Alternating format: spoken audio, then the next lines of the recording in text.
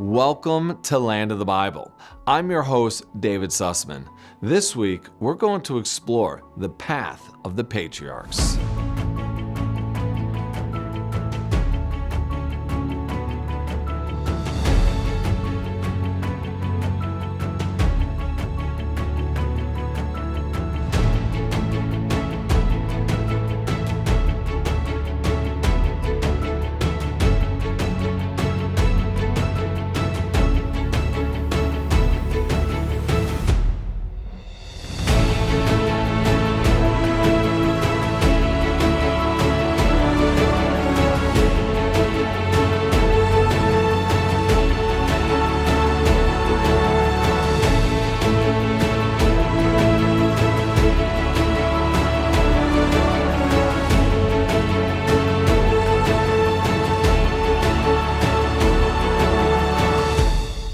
In the biblical highlands of the Judean mountains lies one of the most ancient and sacred roads in the land of Israel, the path of the Patriarchs, known in Hebrew as Derech HaAvot. This historic route has witnessed the footsteps of Abraham, Isaac, and Jacob as they journeyed between the great biblical cities of Shechem, Jerusalem, and Hebron. It is here that communities thrived, where kings and prophets walked, where the echoes of our ancestors still linger in the stones beneath our feet. But the path of the Patriarchs is more than just an ancient highway. It's a living connection between our past and present, between the foundations of our faith and the Jewish people who continue to call this land home. Join me as we journey along the path of the Patriarchs. I live in Gush Etzion, which is where the path of the Patriarchs is located. And it's so special to be here because there's so much physical evidence that proves the historical authenticity of the Bible. From Beersheba, which was also one of the hometowns, maybe even the main hometown of Abraham, leading north from there, you have Susya. Susya is an amazing community that flourished during the Byzantine period, roughly 300 CE to all the way to roughly about 1200 CE.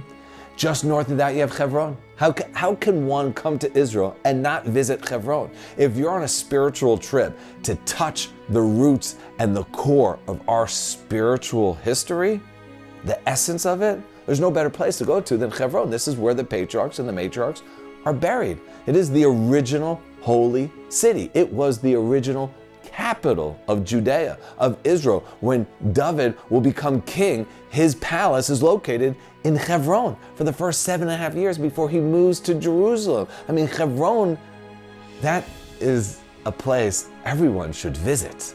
In fact, the oldest active building in the entire world is the building that sits on top of the cave in which our ancestors are buried in. It was built 2,000 years ago by King Herod, this same king who built the Western Wall and the Temple Mount, that second temple. So when we think about the temple, we usually think of what Herod's temple looked like.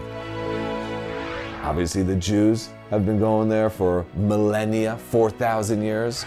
Later on, the Christians during the Byzantine period, they're going to build a beautiful church on top of that building. The Muslims are going to come here. When the IDF was able to liberate the city of Hebron and once again bring it back to Jewish rule, to Jewish sovereignty, we were able to return to our holy city. And thank God more and more Jews are moving to Hebron and the Jewish community continues to grow.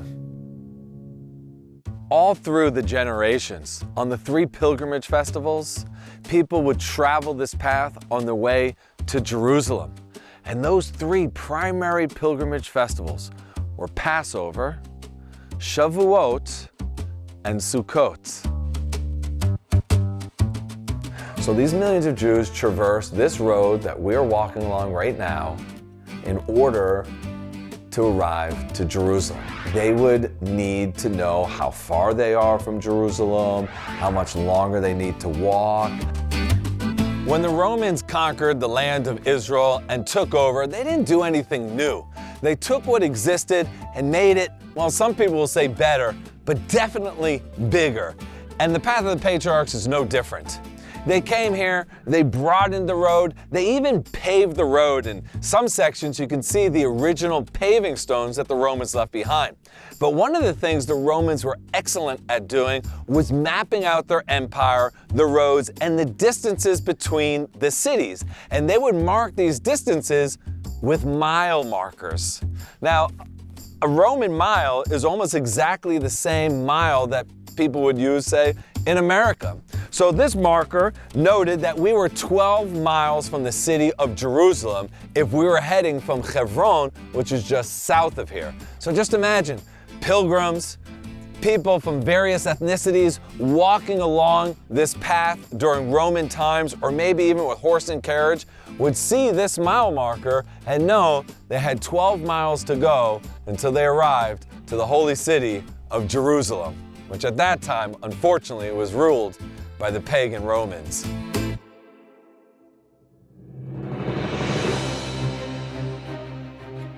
Another historical event that takes place along the path of the Patriarchs is the story of Hanukkah. Not the ultimate redemption of Jerusalem, but one of the famous battles that takes place right here, when an entire Greek legion is approaching Jerusalem, which is only 12 miles away. And when they came, they had with them war elephants, these massive beasts. And when the Jewish fighters saw them, they thought, how will it be possible to kill one of those? Eleazar, seeing the fear in the minds and the hearts of these Jewish warriors, took it upon himself to charge against not just any of the Greek elephants, but rather the one that was decked out in golden armor, realizing that this must have been the general, the leader of the troops. And he runs up to him and he takes his sword and he stabs the underbelly of the elephant, killing it instantly. Unfortunately, the elephant falls on top of Eleazar, killing him immediately. But this proved to the Jews who were fighting against the Greeks that we could be victorious, and victorious we were. To honor Eleazar, the nephew of Judah the Maccabee, the village you can see behind me was named after him. Another promising Jewish village here along the path of the Patriarchs. There are Jewish ruins along the part of the path of the Patriarchs I'm speaking of. And these are mikvaot, ritual baths. When the temple stood, all people coming to Jerusalem would ritually purify themselves before arriving to the holy city. We're one day's travel to Jerusalem right now, and right here they discovered dozens of mikvaot, like the one you can see right here. Now this mikvah is an extremely special mikvah, and like I said, they found dozens of them just like this, because this mikvah has two entrances and a wall that separates them. Actually, it's got one entrance and an exit, because people would enter the mikvah in an impure state, immerse themselves in the holy waters of the mikvah, and then exit this side purified. Now this is just incredible. We know that people used this 2,200 years ago. In fact, it just recently rained and there's water in the mikvah right now. I can almost guarantee you that there were people who came out here in order to purify themselves in the waters before they became a little murky like they are right now. And the reason why is that after a few short days, this water will seep into the limestone, which is very porous, because the sealant that they used 2,000 years ago is obviously eroded off of most of the mikvah, but not all of it. Come with me inside. As we come into the mikvah, you can see that right here it's probably about 3 feet deep of water. One could actually immerse themselves in the water. But in this upper right-hand corner, amongst all the cobwebs over here, you can see some of the original plaster from 2,000 years ago, which would have covered the entire mikvah, preventing the water from seeping into the limestone, and thus no mikvah. You need to have water. Welcome to Susya, an ancient Jewish village that existed along the path of the Patriarchs during the Second Temple period all the way through the 9th century CE. In today's journey, we're going to learn all about the history of Susya, how they lived, their economy, their spiritual life, the defense mechanisms here, as well as their water supply. So come with me. So before we even enter into the city, I want to take you over here to one of the burial chambers that existed outside the walls of this ancient city, because Jews do not bury the dead inside the city, we bury the dead outside the city. So come with me over here. What we have over here is a classic burial chamber that was influenced by the Greeks and the Romans. How it worked was once somebody was deceased, they would be buried inside, and this rolling stone would seal the body inside. And it takes roughly about 12 months or so for the body to decompose. And then they would roll that stone back and take the bones out and place them in these smaller boxes, not a sarcophagi, but an ossuary. And we even have a few ossuaries that are still here. And you can see the length of the ossuary would be roughly the size of our longest bone, which is our femur. And then they would place all the bones inside, close up this ossuary, and inside this weeping chamber that I'm in right now, stack the ossuaries on top of one another, and an entire family for generations could be buried here in this burial chamber. Let's go head on into the city now.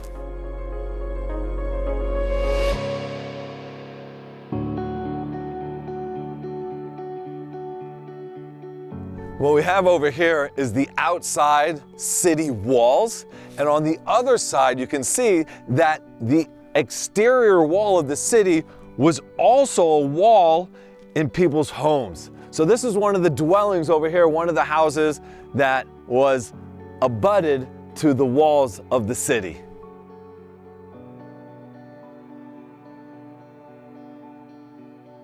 You know, this city thrived during the Byzantine period. Roughly 300 to 900 CE is when it really, bloomed. Look at here, we have an ancient mikveh, just like we saw on the other section of the path of the Patriarchs. This was probably in somebody's home. This must have been a wealthy person's home. And they would go and have their personal mikveh in order to purify themselves.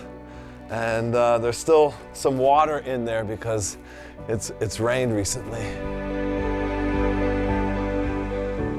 So not everybody lived above ground. Some people actually dwelled below ground in a dwelling cave. Let's check this one out, see what it looks like. Look over here. This was their cistern where they collected their water, their personal water source here.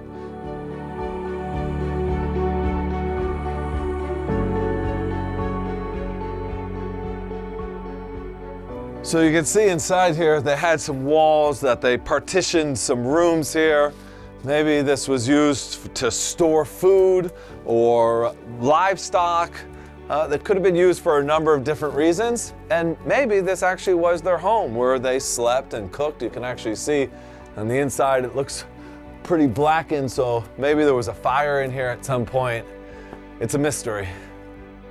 Here in Susya, their economy was based mainly on trade. And they made beautiful pottery vessels, they produced olive oil, they weaved fabric here. Let's go inside and see how this home turned their basement into a pottery factory. Wow. Wow. This is amazing in here. That the family who lived here must have been excellent potters, because remnants of a pottery wheel over here has remained, where they would have spun, with their feet, a mechanism that would spin a plate on the top here, where they would take their clay to form their vessels in the exact same way people make pottery today. Things haven't changed too much in a couple thousand years. And then they would take their vessels and sell them to people here in the community, or maybe even trade it to nearby villages. Very cool.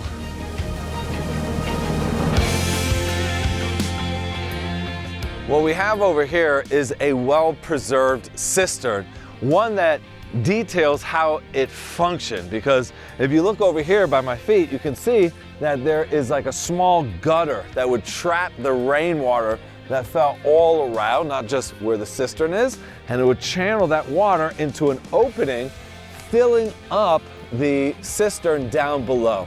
And then over here, they would have something to cover the cistern to prevent birds from going in, or just animal droppings, or an animal coming for water and slips in, or God forbid, somebody's child.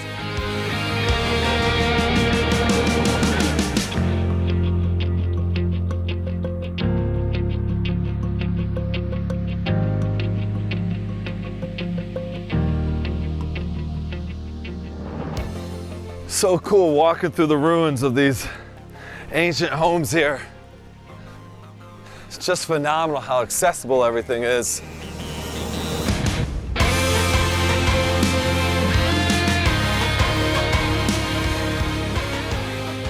So this is really neat.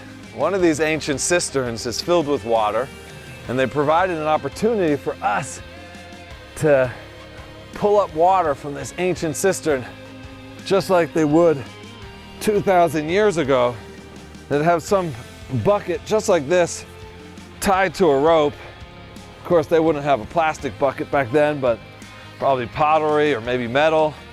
But they would take the water and then put it into this trough and maybe allow their livestock to drink, or it looks like there's a little bit of an irrigation here that they would be able to water their fields or whatever it was that they were growing here, or provide water for themselves. Let's see, bombs ahoy. Very cool.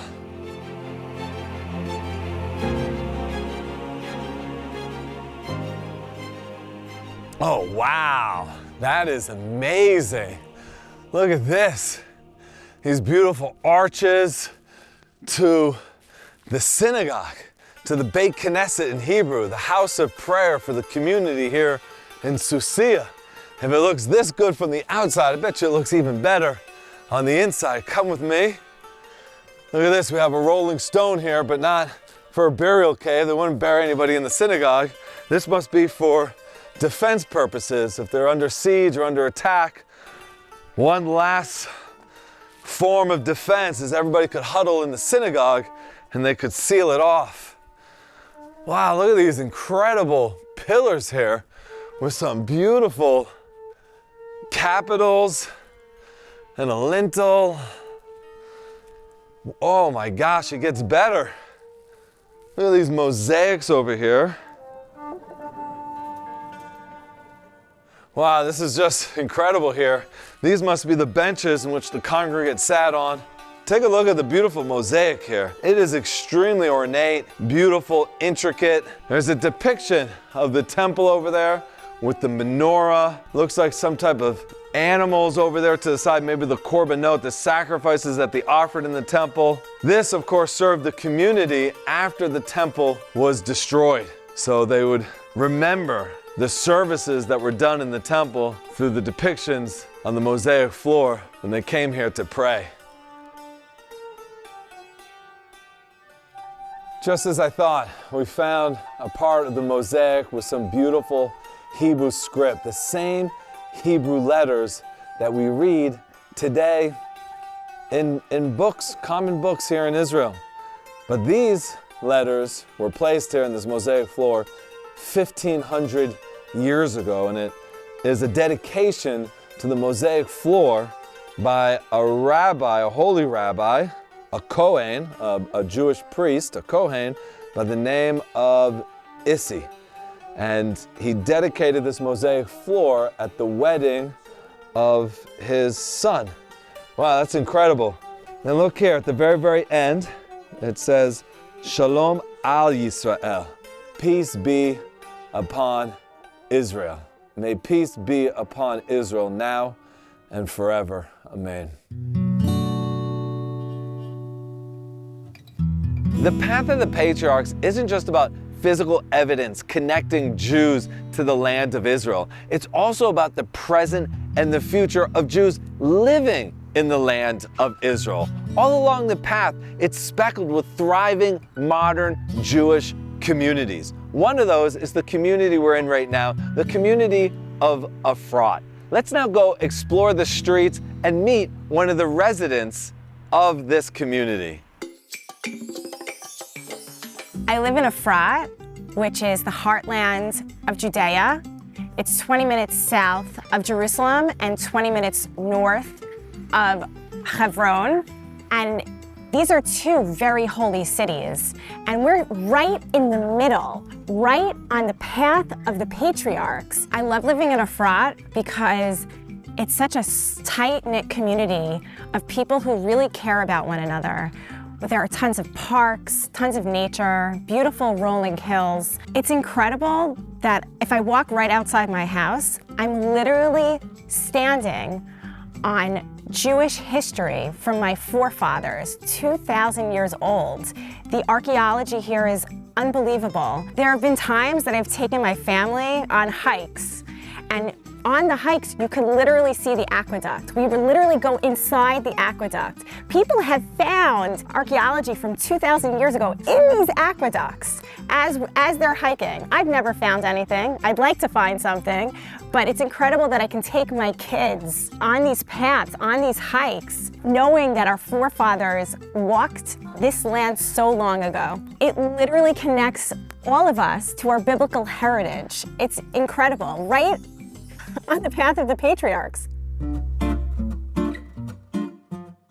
Just outside of Efrat is a unique development known as the Farm.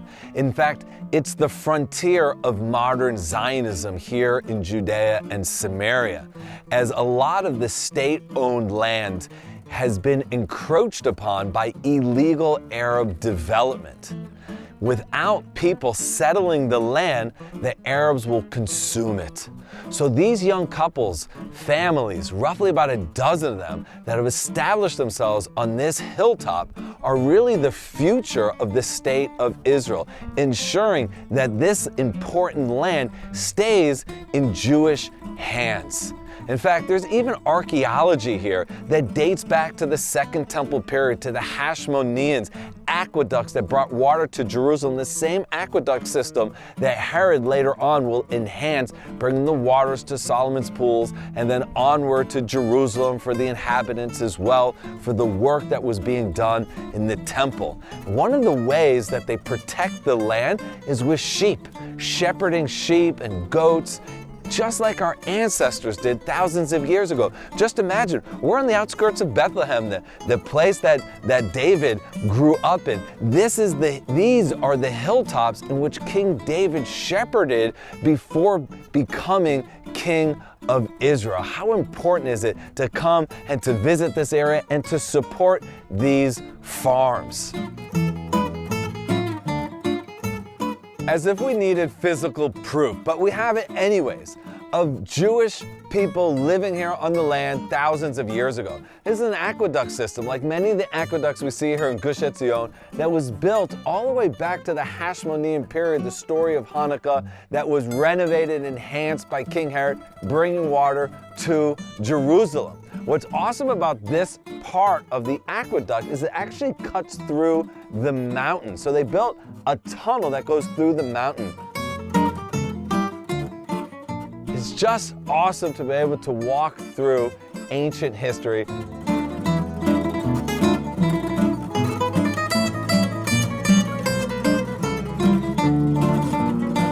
Wow. That was so cool. If that wasn't enough of an adventure for you, we're now gonna head on over to Alon Shvut, another neighborhood here along the path of the Patriarchs, to go ATVing in this most beautiful biblical land. Come with me.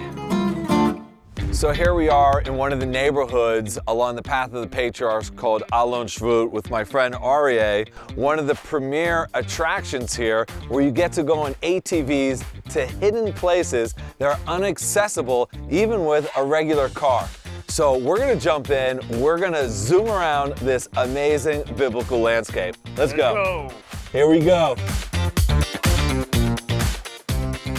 Wow, this is amazing. ATVing through Judea, Samaria, along the path of the Patriarchs. Recently, in Alon Shvut, in one of the communities here, there was a hero who fought against the terrorists. His name was Yonatan Elzari, and he was killed in action. And so the community over here started to build. They're not finished yet, but there's gonna be a beautiful pool here for the public to come to. And as they were constructing this, what did they find? Look at this. Just like we saw on the path of the Patriarchs. This is a mikvah. But this isn't a mikvah that's for, the pilgrims on the path of the Patriarchs. This is for the small community, the Jewish community that existed here during the Second Temple period, that they could enter the mikvah and purify themselves. Above ground, we would have had houses. This was a whole Jewish village on top of this hilltop in Judea and Samaria. This is Jewish land. What more proof do you need than the rock, the historical evidence? This is so cool coming out here. This is amazing. Let's continue on the ATV and see what other things we can find. Wow, that was fantastic. Oh my gosh, that was definitely the highlight of the day.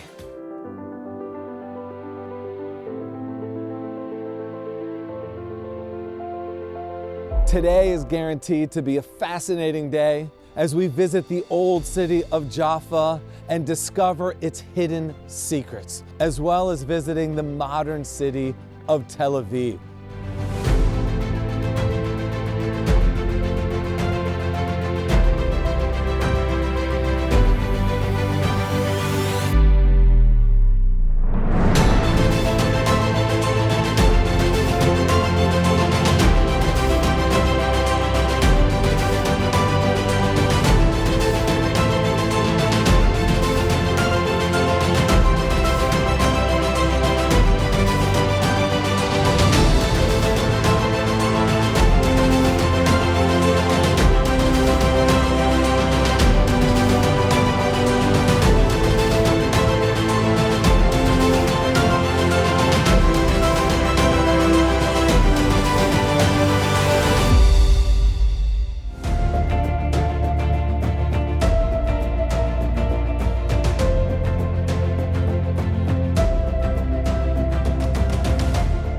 Thanks for watching. Make sure to join us next time as we connect you to the people, places, and land of the Bible.